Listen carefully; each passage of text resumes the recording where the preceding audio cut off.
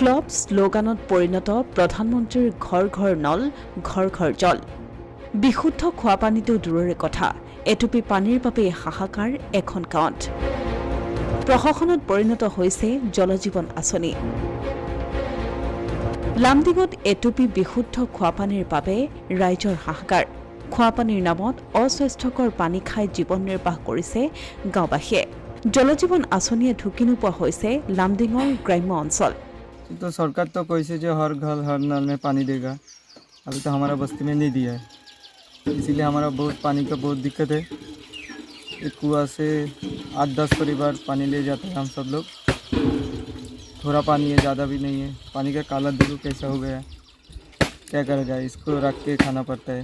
ये पानी टुए खाब लगे, बेलेग पानी ना बस्ती इटुए कुआ আছে, ওচৰত আছে, ওচৰতো এনেকাই প্ৰব্লেম।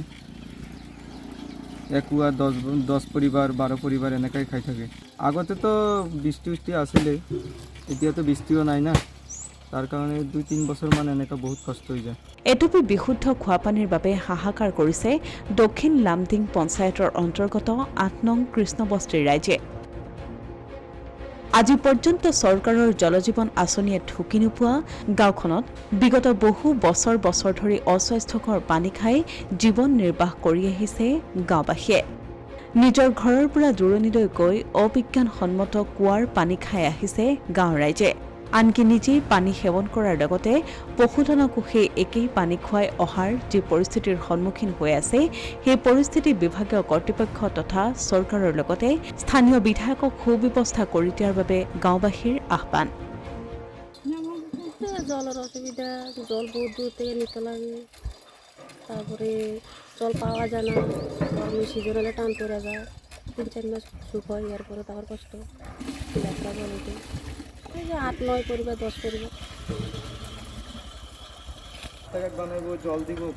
রাস্তাঘাট বানাবো, তারপরে কল দিব, কিন্তু কিছু দেওয়া হয়নি। ঘরে ঘরে সবার ঘরে ঘরে মানে বজ্জাত কল দিব, তারপরে কিন্তু দেওয়া হয়নি। অসমীয়া প্ৰতিদিন ডিজিটেল সংবাদ লামডিং।